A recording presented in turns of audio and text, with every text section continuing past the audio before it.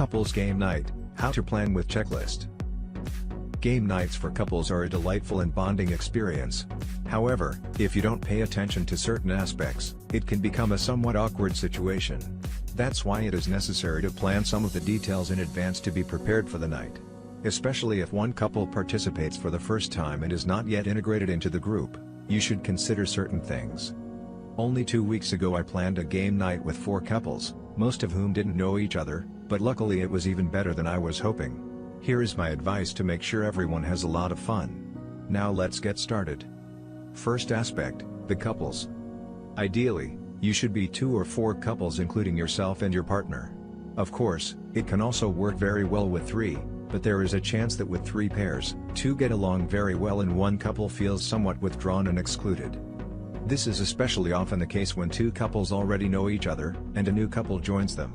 If there are more than 4 couples, it is difficult to fit into a table at all, let alone play a game together. That would be more of a small party than game night. By the way, there is a lot of useful advice in this video, and it will be hard to remember everything. That's why you can download a checklist which summarizes all important points for planning. The link is below in the description. Second, start planning early enough. This includes above all the arrangement with the other couples so that they note the date early enough in the calendar and keep the night free.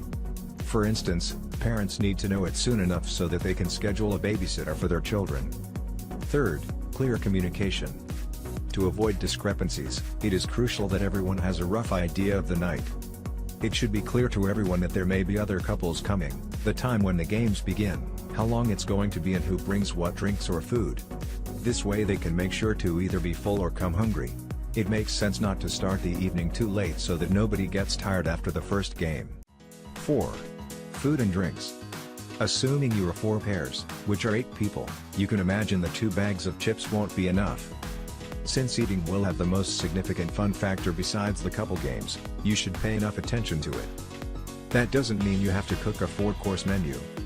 But you'll all enjoy it a lot more when there's a variety of snacks, appetizers, finger food and drinks. In order not to do all the work and pay for all expenses, make a list of what you need and ask the others if they might be able to bring something. Don't worry, most are happy if they don't come empty-handed and don't have to decide what they should bring. Of course, you shouldn't exaggerate. I recommend to get the non-alcoholic drinks yourself because it is more pleasant for the guests to bring a bottle of wine than a crate of water. Tell them what is already available, so that nothing is duplicated and the other couples notice that you make an effort. Here's an idea of what to write. So that we are provided for the night, it would be nice if each couple brought their favorite snacks and alcohol. Soda and juices are available as well as vegetable dips. If you need inspiration on which snacks are often well received, here are some ideas. Popcorn, chips, vegetables to dip into hummus or guacamole, grapes, crackers, cheese, and chocolate fondue.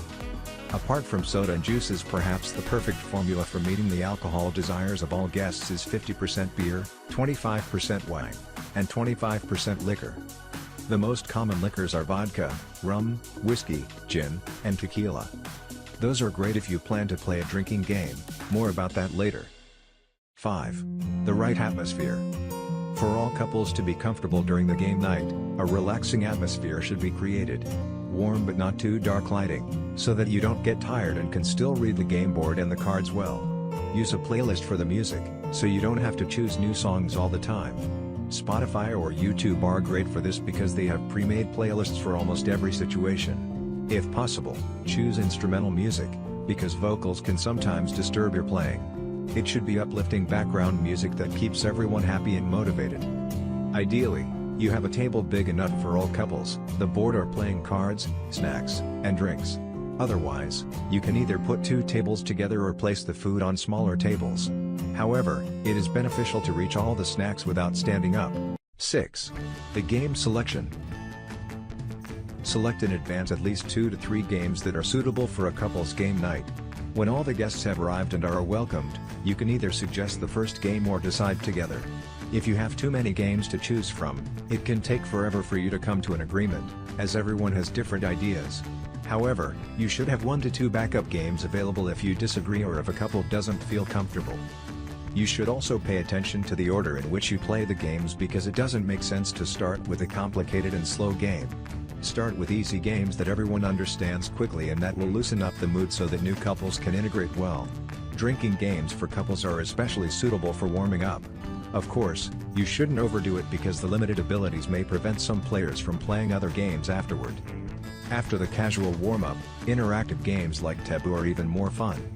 Make sure that if you play competitive games, there won't be too much competition between couples, because some people can take it personally if they lose often. In such situations, it is helpful to make a competition battle of the sexes to mix the rivalry. If you are only two couples and already know each other quite well, relationship games and cooperative strategy games are a great way to take your relationship and your couple friendship to a new level. Check out the link in the description below the video. It's a comprehensive list I've made about the best games from the following categories: question games, card and board games, online games, app games, and drinking games. Most of them are great for parties and some are excellent to play alone with your boyfriend or girlfriend.